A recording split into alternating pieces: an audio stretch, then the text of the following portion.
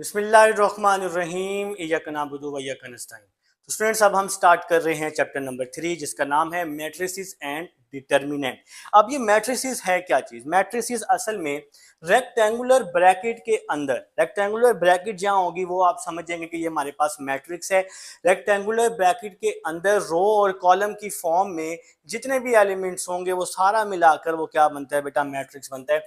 For example आपके पास कुछ इस तरह से आ जाए, ये रेक्टेंगुलर ब्रैकेट है आपके पास, ये क्या है? Rectangular bracket. अब इसके अंदर जो एंट्रीज आ सकती हैं वो रियल नंबर्स आ सकते हैं, वो अल्फाबेट आ सकते हैं।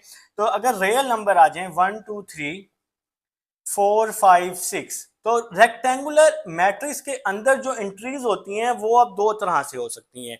एक आपके पास रो होती है और दूसरा कॉलम होता है, और रेक्टेंगुलर ब्रैकेट का होना भी जरूरी है। ठीक है बेटा? तो रो जो है, रो को आप रिप्रेजेंट करते हैं m के साथ, और कॉलम जो होता है ना, कॉलम, इसको बच्चों आप रिप्रेजेंट करते हैं n के साथ। ठीक है बेटा? अब अगर हम इस मैट्रिक्स की बात करें, इसमें रो और कॉलम क्या होगा? इस तरह से, ये देखें, ये हॉरिजेंटल है, ये हॉरिजेंटल है, इस तरह से ये रो होती हैं। तो यहां पर कितनी रो हैं? एक ये पूरी रो है 1 2 3, ये आपकी रो 1 है। ये क्या है? रो 1। 4 5 6, ये आपका क्या है बेटा? रो 2 है। मेरी बात की समझ आई है? 1 2 3 एक ये रो है, 4 5 6 एक ये रो है, तो दो रोज हैं यहाँ पर। तो मतलब यहाँ पर रोज की तादाद कितनी है? 2।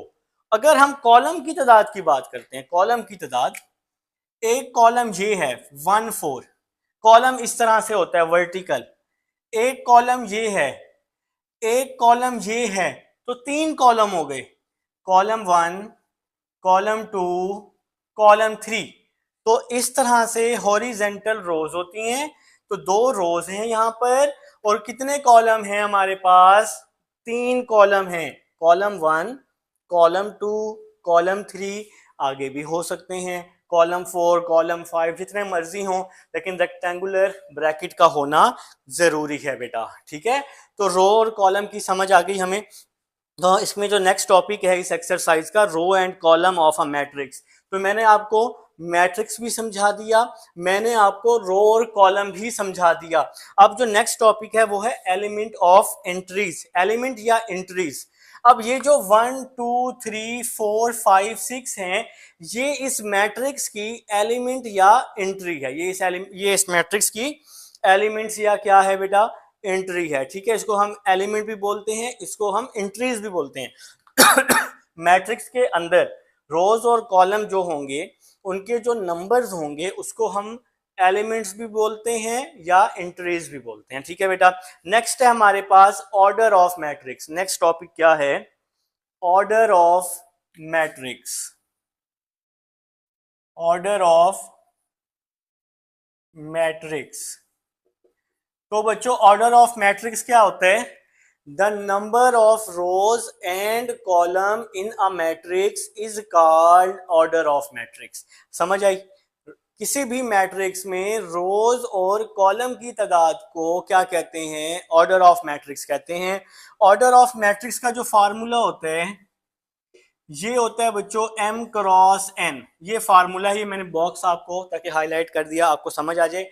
m का क्या मतलब? रो। कॉलम का क्या मतलब? n। ठीक है? अगर हम इस मैट्रिक्स का ऑर्डर देखें तो इसमें रो 1 है, रो 2 है, मतलब टोटल 2 रोज हैं। तो फार्मूला क्या होता है? फार्मूला होता है m क्रॉस n। तो 2 रोज हैं, 2 आ गया, मल्टीप्लाई n। n क्या है? n का मतलब होता है कॉलम। तो एक कॉलम, दूसरा कॉलम, तीसरा कॉलम, तो कितने कॉलम हैं? 3 कॉलम हैं।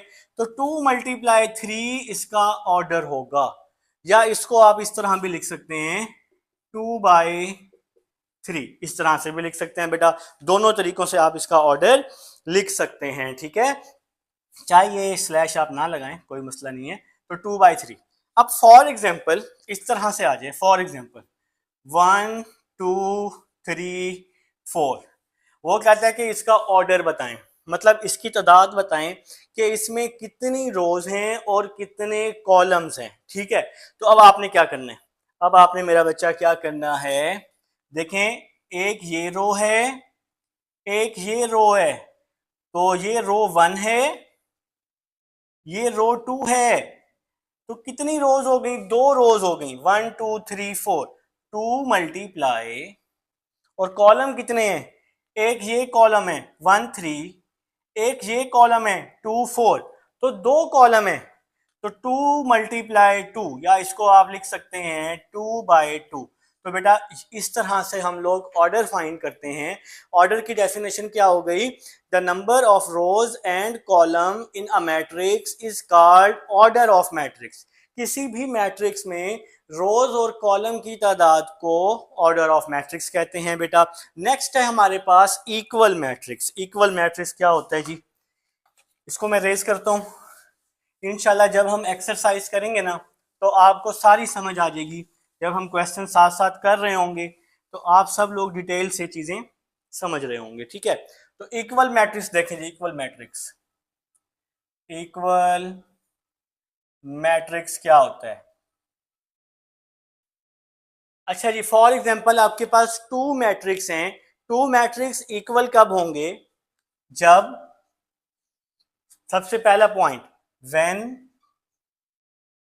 देयर ऑर्डर इज सेम, जब इन 2 मैट्रिक्स का ऑर्डर सेम होगा। ठीक है, suppose we have 2 matrix, suppose we have we have 2 matrix A and B. Suppose कर लेते हैं हमारे पास 2 मैट्रिक्स हैं ए और बी, ये कब इक्वल होंगे, जब इसका ऑर्डर सेम होगा। ऑर्डर मतलब रोज और कॉलम की तादाद क्या होगी, सेम होगी। और सेकंड पॉइंट,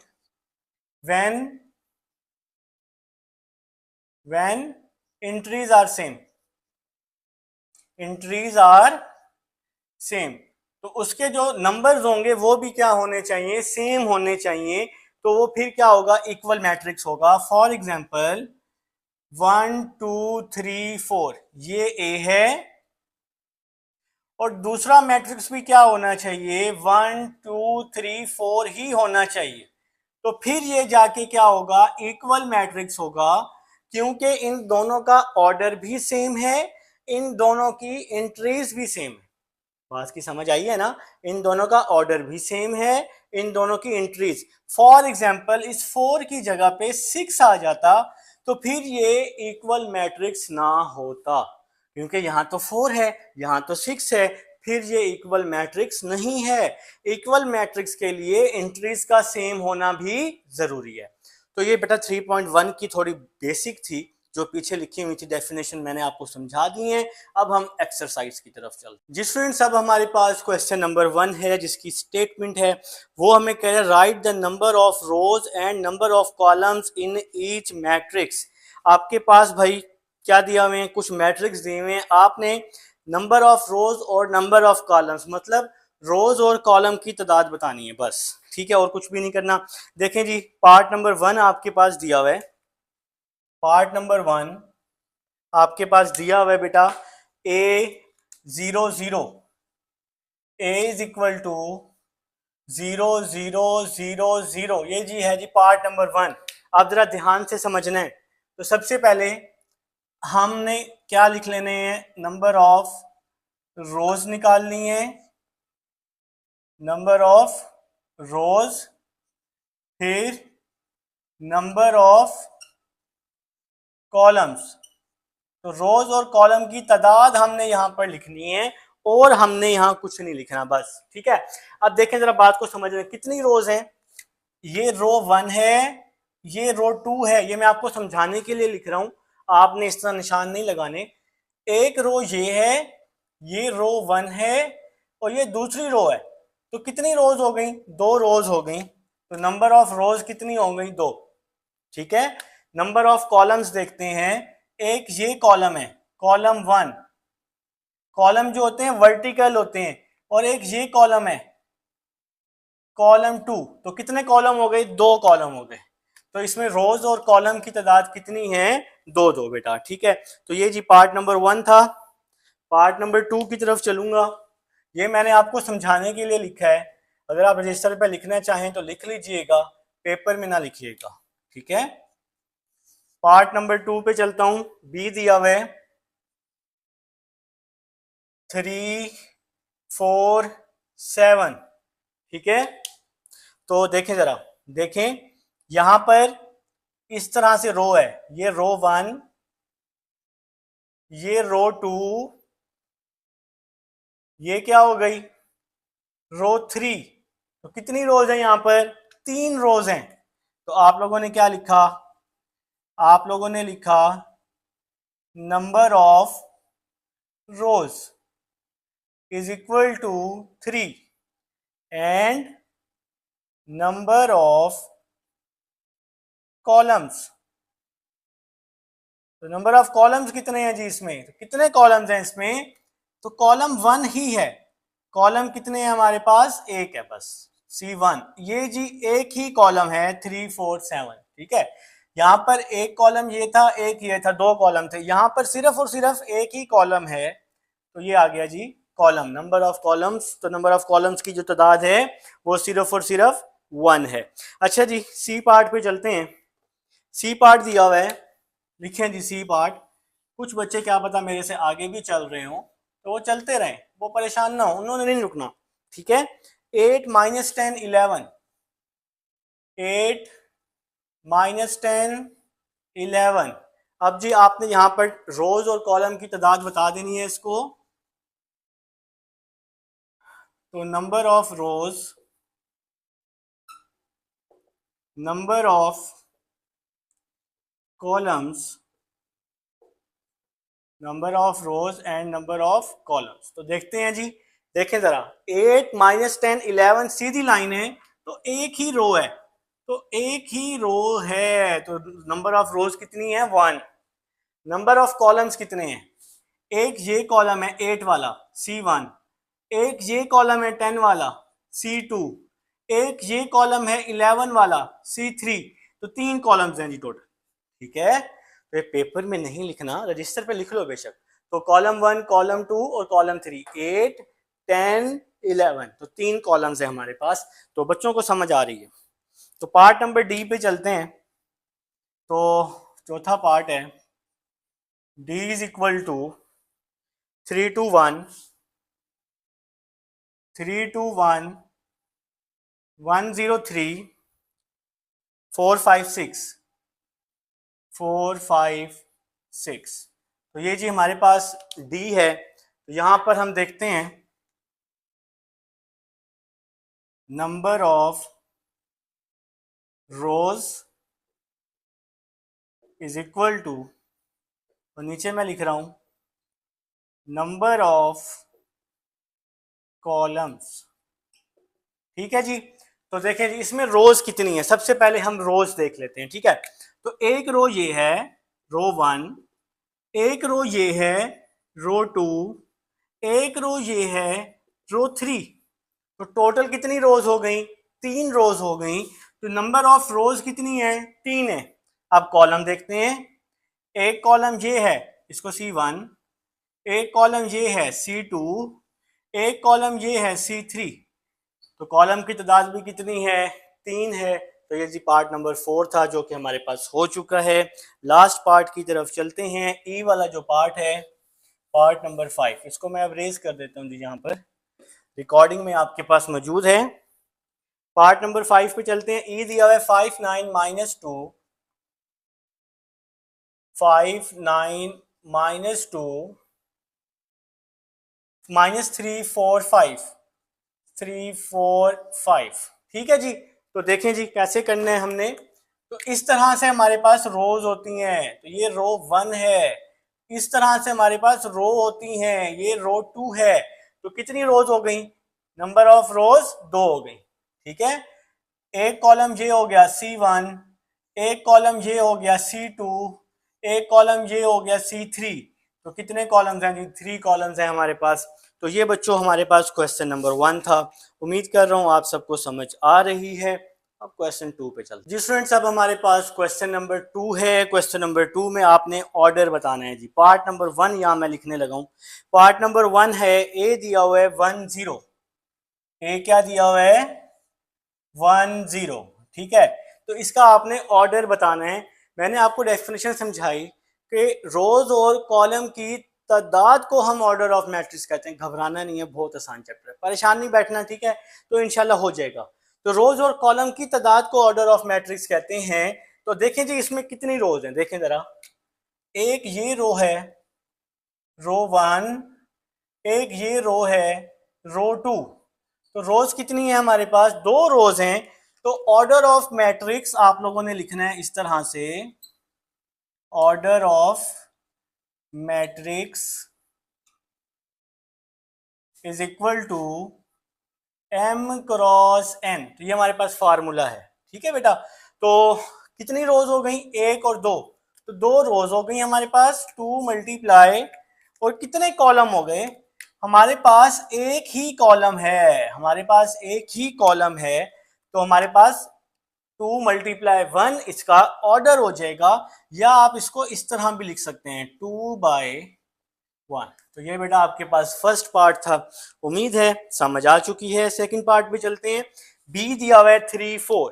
बी क्या दिया हुआ है 3, 4। यहीं पे फटाफट से कर देता हूं आपको रेस करके। बी दिया हुआ है 3, 4, ठीक है स्टूडेंट्स। तो जी सेकंड पार्ट की तरफ अब मैं आ चुका हूं, घबराना नहीं है, ठीक है। तो देखें जी, परेशान नहीं होना, बहुत आसान एक्सरसाइज। इस तरह से रो होती है, रो 1 एक रो है। तो रो को किससे रिप्रेजेंट करते हैं, m के साथ। एक रो, कितने कॉलम है, एक ये कॉलम है C1, एक ये कॉलम है C2। तो 1 मल्टीप्लाई 2, या इसको आप इस तरह भी लिख सकते हैं 1/2। तो ये बेटा आपके पास सेकंड पार्ट था। उम्मीद है समझ आ चुकी है। थर्ड पार्ट पे चलते हैं। थर्ड पार्ट पे जी, थर्ड पार्ट पे तो ये तो काम बड़ा आसान हो गया जी। देखें जी, थर्ड पार्ट, सी दिया हुआ है 3, 5, 5, 6, 3, 5, 5, 6। तो देखें जी इसमें इसका ऑर्डर क्या होगा। देखें एक ये रो है, रो 1, एक ये रो है, रो 2। तो कितनी रोज हो गई, 2 रोज हो गई। एक ये कॉलम है C1, एक ये कॉलम है C2। तो कितने कॉलम्स हो गए, 2 कॉलम्स हो गए। तो इसको हम इस तरह भी लिख सकते हैं बेटा 2/2। तो ये बेटा आपके पास सी पार्ट था। अब हम चलते हैं पार्ट डी की तरफ। तो यहीं पे रेस कर रहा हूँ जी, रिकॉर्डिंग में आपके पास मौजूद है। इंशाल्लाह आप बैक करके देखेंगे, आपको सारी समझ आ जाएगी। तो 2/2 इसका ऑर्डर था सी वाले का। अब हम डी पे चलते हैं।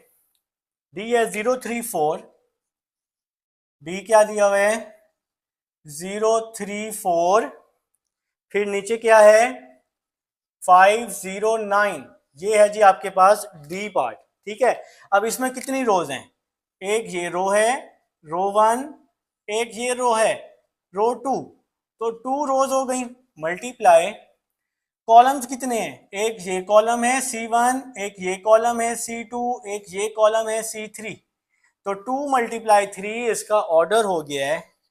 तो इसको आप इस तरह भी लिख सकते हैं 2/3, ठीक है बेटा। तो ये आपके पास डी वाला भी हो गया है जी माशाल्लाह। अब ई वाले पे चलते हैं। ई है 0, 1। यहां लिख लेते हैं फटाफट 0, 1, 3, 4, 5, 6। चलें जी, ये है जी आपके पास ई पार्ट। तो देखें जरा कितनी रोज हैं, कितनी रोज, एक ये रो है 0, 1, एक ये रो है रो 2, 3, 4, और एक ये रो है। तो 3 रोज हो गई जी, 3 रोज हो गई। तो आपने यहां पर अब लिखना है order of matrix is equal to m cross n। तो जी जनाब 3 रोज हो गई, और कॉलम कितने हैं, एक ये कॉलम है 0, 3, 5, एक ये कॉलम है 1, 4, 6। तो 2 कॉलम्स हो गए, 3 मल्टीप्लाई 2, या इसको आप लिख सकते हैं 3/2, ठीक है बेटा। तो ये जी आपके पास ई पार्ट था। अब रह गया जी एफ पार्ट, लास्ट पार्ट है एफ। एफ दिया हुआ है 5। बहुत मुश्किल पार्ट है ना। ये तो बहुत मुश्किल है। सोचो जरा इसका ऑर्डर क्या होगा। तब तक मैं लिख लेता हूँ order of matrix m cross n। मैंने क्या लिखा, 1 मल्टीप्लाई 1, या मैं लिखूंगा 1/1। तो ये इसका क्या मतलब हो गया, एक रो एक कॉलम, एक रो एक कॉलम। तो इसका ऑर्डर क्या हो गया, 1/1। तो ये क्वेश्चन नंबर 2 था। अब 3 पे चलो जी स्टूडेंट्स। अब हमारे पास क्वेश्चन नंबर 3 है, जिसकी स्टेटमेंट है वो हमें कह रहे हैं which of the following matrices are equal. इनमें से कौन से मैट्रिक्स जो हैं वो इक्वल हैं। मैंने आपको इक्वल मैट्रिक्स समझाया पीछे कि भाई कब होते हैं इक्वल, जब ऑर्डर सेम हो और जब एंट्रीज भी सेम हो। ठीक है, तो देखते हैं। तो ये आपके पास मैट्रिक्स दिए हुए हैं क्वेश्चन नंबर 3 में। सबसे पहले ए दिया हुआ है 0 3 4 1, दो रोज हैं दो कॉलम है। तो यहाँ पे दो रोज दो कॉलम है, नहीं है। यहाँ पे 0 3 भी नहीं है, यहाँ भी 0 नहीं बनेगा ना। पहली एंट्री 2 मल्टीप्लाई 3 6 होता है, तो हम 0 देखते हैं। 5 + 4 9 होता है, 0 नहीं बन रहा। तो 6 है यहाँ पे, यहाँ 0 तो नहीं बन रहा। अब यहाँ देखें 3 - 3 क्या होता है, 0। तो ये भी 0 हो गया, ये भी 0 हो गया। देखें ये भी 0 है, ये भी 0 है। फिर है 3, ये भी 3 है। ये 4 है ना, तो ये भी 4 है। 3 + 1 4, ये 1 है, तो ये भी 1 है। तो यहाँ पे क्या हो गया बच्चों, a = f हो गया। तो ये बेटा अब हम सॉल्यूशन स्टार्ट कर रहे हैं इस क्वेश्चन का। तो फर्स्ट जी a जो है ये f के बराबर है। अब हम b पे आते हैं। 9 और -7 है आपके पास। b जो है 9 और -7 यहाँ तो हो नहीं सकता। यहाँ देखें 5 + 4 क्या होता है, 9। -8 + 1 क्या होता है, -7। तो d जो है, b और d ये आपस में इक्वल हैं। b = d। ठीक है बेटा। अब नेक्स्ट देखते हैं। नेक्स्ट हमारे पास कौन सी एंट्री सेम आ रही है। ठीक है, देखें जी नेक्स्ट क्या होगा। c देखें 2 × 3 6 होता है। ये भी सॉल्व हो गया, ये भी सॉल्व हो गया, ये भी सॉल्व हो गया, और ये भी हो गया। ठीक है, तो देखें 2 × 3 6 होता है, और ये 6 है। 2 - 1 1 होता है, इसका भी 1 आएगा। 2 × 2 4, 4 - 2 2, 4 + 4 8, 3 + 0 3। तो मतलब c जो है e के इक्वल है। तो ये बेटा आपका क्वेश्चन नंबर 3 है। आप अपनी बुक पर भी इसको लिख सकते हैं। ठीक है बेटा, ये क्वेश्चन नंबर 3 था। अब 4 पे चलते हैं जी स्टूडेंट्स। अब हमारे पास क्वेश्चन नंबर 4 है, वो कह रहा है if a + 2 c - 3 b - 1 d + 4 = 5 8 6 4। अगर ये दोनों आपस में बराबर हैं, दोनों के बीच में बराबर है ना, तो कह रहा है कि find the values of a b c and d। आपने a b c d find करना है बेटा। तो स्टार्ट करते हैं, बिस्मिल्लाह करते हैं। एज गिवन, सबसे पहले आप क्या लिखेंगे, as given both matrices are equal. दोनों मैट्रिसेस क्या हैं बेटा, इक्वल हैं। तो जब इक्वल होंगे तो फिर हम लोग क्या करते हैं। ठीक है, सो अगर ये इक्वल हैं तो इनकी जो क्रॉसपॉन्डिंग एलिमेंट्स हैं वो भी इक्वल हैं। देन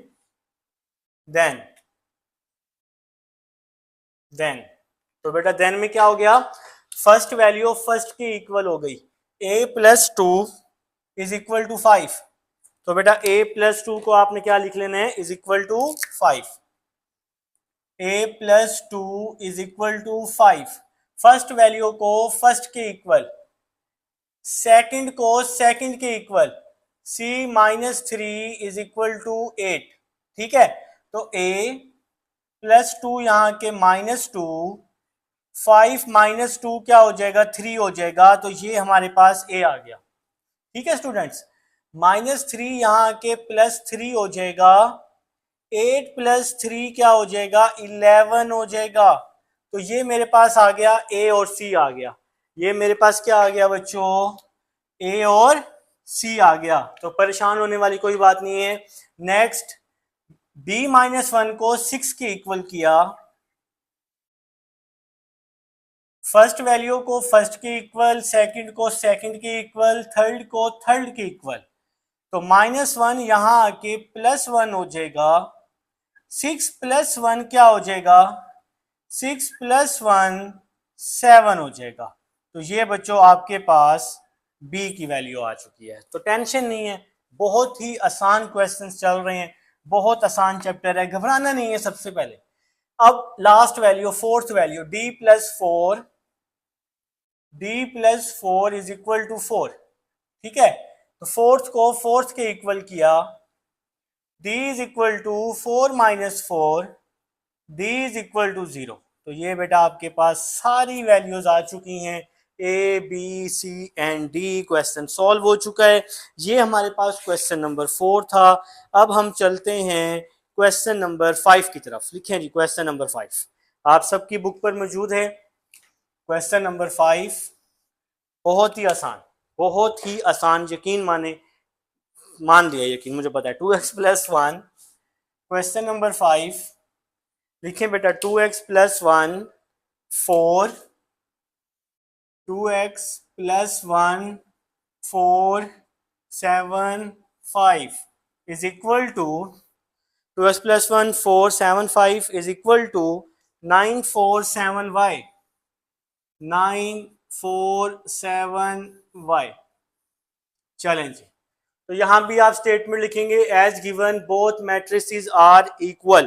तो ठीक है बेटा, एज गिवन यहां स्टेटमेंट लिखेंगे पहले, both matrices are equal. Then 2x+1 को 9 के इक्वल किया, फर्स्ट वैल्यू को फर्स्ट के इक्वल किया, +1 यहां आके -1 हो गया, 9 - 1 8 हो गया, 2 यहां आके डिवाइड हो गया, x इज इक्वल टू 4 आ जाएगा। तो ये जी हमारे पास x आ चुका है स्टूडेंट्स।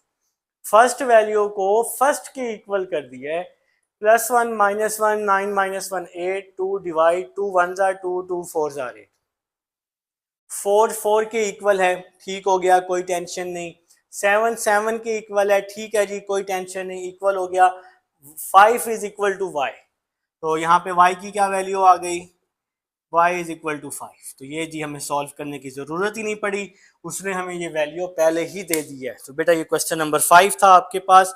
उम्मीद कर रहा हूं आप सबको समझ आ चुकी है। क्वेश्चन नंबर 6 की तरफ चलते हैं। इसको अब मैं रेज कर रहा हूं जी, रिकॉर्डिंग में आपके पास मौजूद है। इंशाल्लाह अल्लाह के हुक्म से कोई परेशानी नहीं होगी जी, तो नहीं होगी जी परेशानी, ये सब अल्लाह के काम होते हैं बेटा, तो इंशाल्लाह घबराना नहीं है। सबसे पहले question number 6, a+b 2d-1,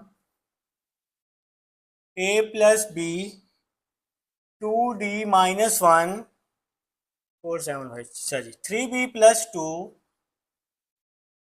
4 is equal to 10 5 11 c।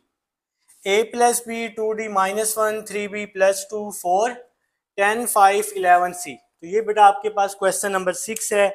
बिस्मिल्लाह करते हैं, क्वेश्चन नंबर 6 की तरफ चलते हैं, ताकि अल्लाह खैर करेगा इंशाल्लाह। क्वेश्चन नंबर 6 की स्टेटमेंट मैं आपको समझा दूं। वो यहाँ पे हमें कह रहा है find the values of a b c and d। तो आपने यहाँ लिखना है एज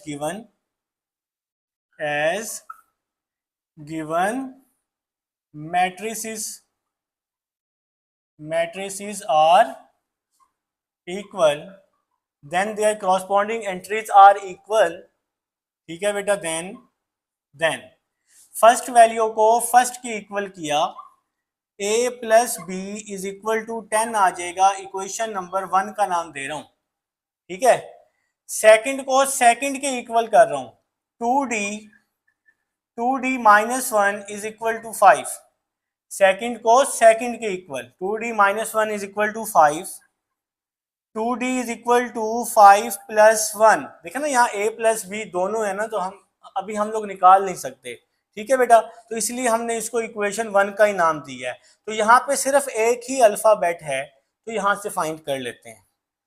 2d 5 + 1 6, और 2 यहाँ मल्टीप्लाई हो रहा है, तो 2 यहाँ आके डिवाइड हो जाएगा, d इज इक्वल टू 3 आ जाएगा। तो 2 3 जार 6 होता है ना, 2 1 जार 2, 2 3 जार 6। तो जी हमारे पास एक वैल्यू आ चुकी है d की। तो अब हम नेक्स्ट चलते हैं जी, नेक्स्ट चलते हैं, नेक्स्ट देखते हैं कि हमारे पास नेक्स्ट क्या हो रहा है जी। अच्छा जी, थर्ड वैल्यू को थर्ड के इक्वल किया, 3b plus 2, 3b plus 2 is equal to 11। Third value को थर्ड के इक्वल कर दिए, तो प्लस 2 वहां जाके क्या हो जाएगा, -2 हो जाएगा, 11 -2 9 हो जाएगा, 3 यहाँ के डिवाइड हो जाएगा, 3 यहाँ मल्टीप्लाई है, इसके नीचे डिवाइड हो गया, 3 3 जार 9 हो गया जी, तो b की वैल्यू आ गई 9, 3 1 जार 3, 3 3 जार 9। ठीक है, अब जी 4 इज इक्वल टू सी या c इज इक्वल टू 4। तो अब जी हमारे पास कौन कौन सी वैल्यूज आ गई हैं, डी भी आ गया, बी भी आ गया, सी भी आ गया, ए रह गया है। तो ए कैसे निकालेंगे, देखिए जी इक्वेशन नंबर 1 लिखें जी, फ्रॉम इक्वेशन 1 क्या लिखेंगे, फ्रॉम इक्वेशन 1 लिखें जी, शाबाश लिखें लिखें लिखेंगे, नहीं तो होगा कैसे। तो इक्वेशन नंबर 1 क्या है बेटा, फ्रॉम इक्वेशन 1, तो इक्वेशन नंबर 1 है a plus B is equal to 10, तो a plus B is equal to 10, ये है जी इक्वेशन नंबर 1। a हमारे पास है नहीं, हमारे पास b की वैल्यू है, b किसके इक्वल है, 3 के, तो b की जगह मैंने 3 पुट किया, a प्लस 3 इज इक्वल टू 10 आ जाएगा। b किसके इक्वल है, 3 के, तो b की हमने b की वैल्यू पुट कर दी, b इज इक्वल टू 3। ठीक है, यहां आप लिख भी सकते हैं खूबसूरती के लिए, put b is equal to 3। ठीक है बेटा, तो +3 यहाँ पे क्या हो जाएगा, -3, 10 -3 7 हो जाएगा। तो ये बेटा हमारे पास a की वैल्यू भी आ गई, b भी आ गया, c भी आ गया, d भी आ गया, और क्वेश्चन नंबर 6 भी हो गया। अब हम चलते हैं क्वेश्चन 7 की तरफ चलते हैं। तो ये सारा कुछ अब आपके पास रिकॉर्डिंग का यही फायदा है, आप जब मर्जी जिस मर्जी कंडीशन में बैठे हो तो आप लोग कर सकते हैं। ठीक है, तो किसी भी टाइम आप लोग करें, 2 दफा करें, 3 दफा करें, नोट्स बनाएं अपने साथ साथ, की बुक नहीं लेनी आपने, कोशिश करें एकेडमी में भी ना जाएं। टेस्ट सेशन अगर आपने ज्वाइन करना है तो एंड में जाके जब टेस्ट सेशन स्टार्ट हो ना एकेडमी में, किसी अच्छी एकेडमी में एडमिशन ले लेना। ठीक है, सिर्फ टेस्ट सेशन देना है बस। अच्छा जी, क्वेश्चन नंबर 7 की तरफ चलते हैं। क्वेश्चन नंबर 7 की क्या स्टेटमेंट है, वो कह रहे हैं कि पी और क्यू की वैल्यू फाइंड करके दे दो मुझे। चलो भाई ये भी कर देते हैं इसको। Question number 7, P plus Q 11 5, फिर है जी P minus 2q is equal to P plus Q 5 11 p minus 2q 6 5 11 0। तो ये है जी आपके पास क्वेश्चन नंबर 7, 6 5 11 0। आप लोगों ने यहाँ पर क्या करना है, p और q की वैल्यू फाइंड करनी है। बिस्मिल्लाह करते हैं जी, स्टार्ट करते हैं। As given the matrix are equal, as given matrices are equal, then p plus q is equal to 6, p plus q is equal to 6। ठीक है बेटा, तो फर्स्ट वैल्यू को फर्स्ट के इक्वल किया, सेकंड के इक्वल है 5 इज इक्वल टू 5, थर्ड के इक्वल है 11 इज इक्वल टू 11, फोर्थ को फोर्थ के इक्वल कर देते हैं, इसको मैं इक्वेशन 1 का नाम दे देता हूं। p minus 2q is equal to 0, p minus 2q is equal to 0। तो ये है जी आपके पास सेकंड इक्वेशन। बहुत आसान तरीका बताऊं, बहुत आसान। अच्छा इसको तो इसके इक्वल कर लिया, सबसे आसान तरीका बताता हूं। ये -2q है ना, ये वहां जाके +2q हो जाएगा, इसको इक्वेशन 2 का नाम दे दो। ठीक है, अब लिखो बेटा, put p is equal to 2q in equation 1। ठीक है बेटा, समझ आ गई बात की। इक्वेशन नंबर 1 क्या है, ये है equation number 1, p plus Q is equal to 6। p किसके बराबर है, 2q के, आप यही पुट कर रहे हो ना, तो इस p की जगह 2q आ गया, plus q is equal to 6। p किसके बराबर है, 2q के, तो p की जगह 2q plus q is equal to 6। 2q plus Q, तो 2q प्लस क्यू क्या हो गया, 2q प्लस क्यू 3q हो गया, इज इक्वल टू 6 आ जाएगा। 2q plus Q, simple 2 plus 1 3 हो गया, 3 वहां जाके डिवाइड हो जाएगा, 6/3, q इज इक्वल टू 2 आ जाएगा। तो ये जनाब q की वैल्यू आ गई, 3 1s are 3, 3 2s are 6, q की वैल्यू आ गई है। इस q की वैल्यू को इक्वेशन 1 में या 2 में जिसमें मर्जी पुट कर दें, कोई परेशानी नहीं है।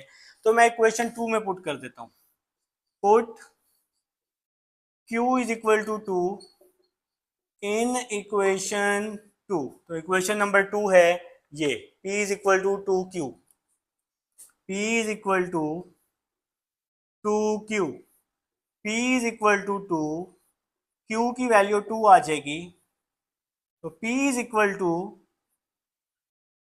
2 2s are 4 हो जाएगा। तो 2 2s are क्या आ जाएगा, 4 आ जाएगा। तो ये बेटा हमारे पास p और q था, क्वेश्चन नंबर 7 था।